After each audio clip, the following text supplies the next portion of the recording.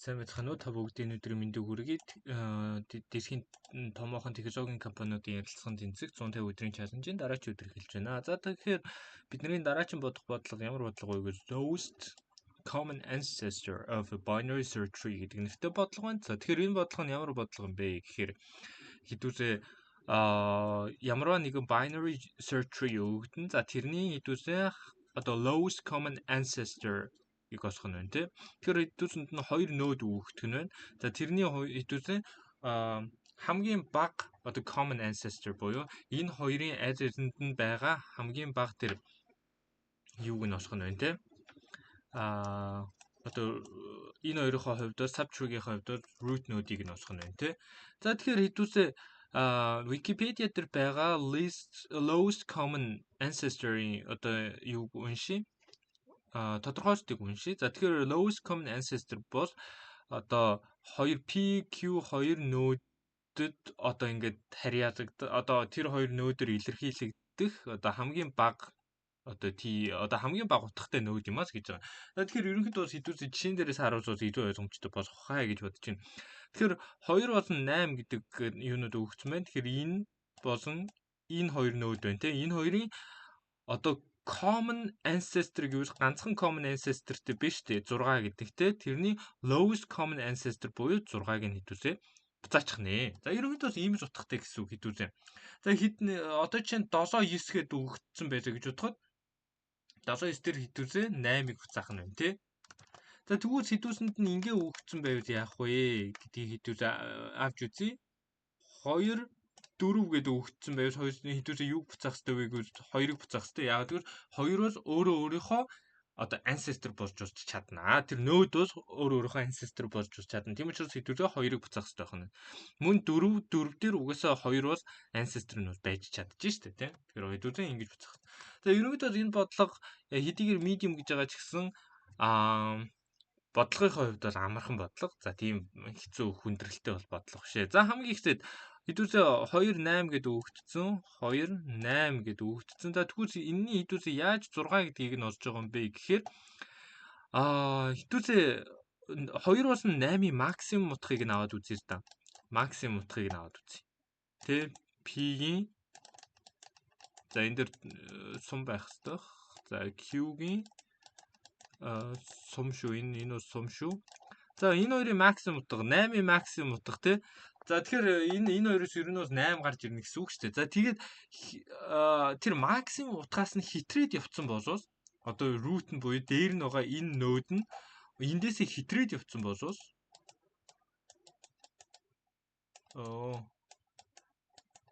эндээсээ хитрээд явцсан болоос хэдүүсээ хаашаага search хийх хэрэгтэй вэ гэж зүүн тишгээ search хийх хэрэгтэй тий. За яагаад зүүн тишгээ search хийх хэрэгтэй юм бэ гэж авч үзвэл за хэдүүсээ юугаа бэлээ л доо. За энэ жишээ бас хитрхи амархан жишээ. За тэгвэл хэдүүсээ 3 болон 5 гэдэг тоонуудын энэ нөөдүүдийн lowest common ancestor-ыг нь хэдүүлж байгаа. За 6 байлаа гэж бодъё л доо. 6 бас root байгаа. Тэгээ root бас хамгийн ихсээ 6 дээр бас байгаа.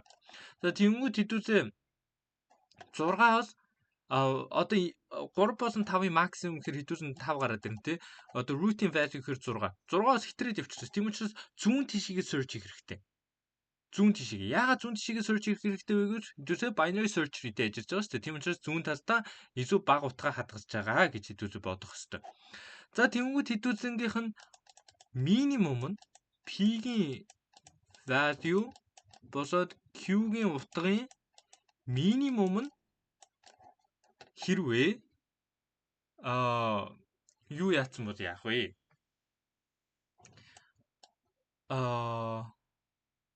Root-ийнх нь value нь minimum-аас бүр бага болцсон бол яах вэ гэдгийг хэдүүлээ аваад үзье. Бүр minimum-аас бага гэдэг чинь энэ одоо P болсон Q чинь 3 шүү дээ тий. 3 гарч ирнэ minimum. За тэгвэл root нь 2 гээд энэ бол бага болоод гараад ирсэн шүү дээ. Бага болоод гараад ирчихэж байгаа юм чи хэдүүлээ зүүн тишгээ шалгалт хийхгүй баруун тишгээ шалгалт хийх хэрэгтэй. Ягаад гэвэл баруун талтай илүү их тоог хадгалснаа гэдэг нь бид нэр binary search tree-ийн definition дээр байгаа шүү дээ. Тэр тодорхойлсон дээр бол байгаа тий. Түүнээс баруун тишгээ. За харин яг энэ min болон maximum хоёрын дунд гэхээр хоёр нодийн дунд байгаа тэр value нь хідүүсээ буцаах хэрэгтэй байна тий. Тэр байж байгаа. За ерөнхийдөө иймс одоо утгатай гэсэн үг байна. Тэгээд максимум трейд авсан боловч хідүүсээ зүүн тишээ шалгах тийм. Тэгээд угаасаа тийм шүү дээ тий. Бид нэр binary search tree гэдэг зүйлийг мэдж байгаа бол энэ бол ерөнхийдөө амархан бодлого гэж зөөж босох нь байна тий. Максимум буюу энэ хоёрын 3 болон 5-ын максимум нь буюу хамгийн их тоон root-ийнхаа тэр утгаас бага байвал түсээ зүүн тишээ шалгах хэрэгтэй. Тэгээд энэ хоёрын дунд нь байж чадчихвал сэдвүүсээ тэрийгэ буцаах хэрэгтэй байна тийм. Тэгээд ерөнхийдөө бодлохын санаануудын за тэгээд коучтод үзүүс илүү ойлгомжтой болох хаа гэж найдаж. За хэдүүс коучтод үзье. За тэгээ хамгийн ихтэй хэдүүс base case бичих хэрэгтэй тийм. За хэрвээ root нь юу босчвол ямар нэг null pointer усчвал тийм юу руу ч заахгүй байвал point хийхгүй байвал мөн PQ2 нь юу руу ч point хийхгүй байвал хэдүүсээ юу яах ёстой вэ гэхээр хэдүүлээ null pointer-ыг буцаах хэрэгтэй тийм ээ. За яагаад null pointer-ыг буцааж байгаа вэ гэвэл угаасаа p за хэрвээ p юу вэ? За ямар нэгэн зүйлс заахгүй байлаа гэж бодоход эн чинь яг аль нь руу гэдэг чинь мэддэхгүй болчих шүү дээ. Одоо чинь тэг дээр доор нь 2 null pointer байгаа. 3 дээр доор нь 2 null pointer. За энэ дээр зөндөө null pointer-ууд байгаа шүү дээ. Тийм учраас p болон q нь null pointer байж чадахгүй. За харин root нь null pointer босчвол угаасаа null pointer байна шүү дээ. Тэгээ ямар нэгэн common одоо lowest common ancestor байхгүй байна гэдэг хэдүүсээ үзчихнэ.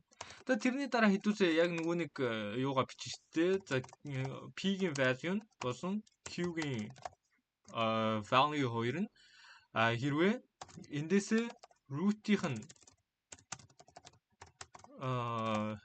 утга нь хитрээд явчвал хэдүүсээ хаашаага юугаа хийх хэрэгтэй вэ гэвэл шалгахтаа хийх хэрэгтэй вэ гэвэл зүүн тишгээ шалгахтаа хийх хэрэгтэй те.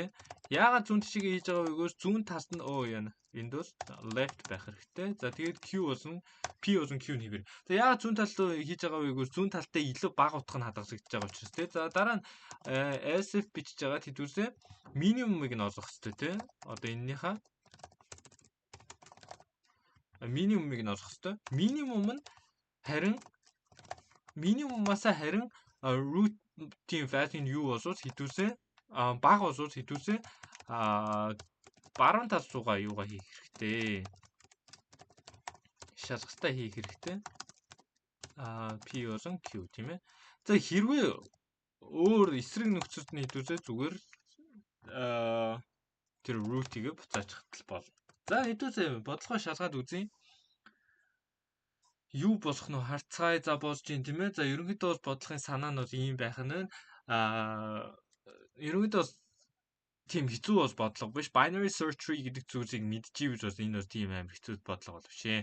За тэгээ бодлого ойлгомжтой байсан байх гэж найдаж байна. Тэгээ бичлэг таалагдвал лайк болон subscribe дарж манай чаналыг дэмжээрэй. Асуулт байгаа бол доор комент хэсэгт бичиж асуугаарай.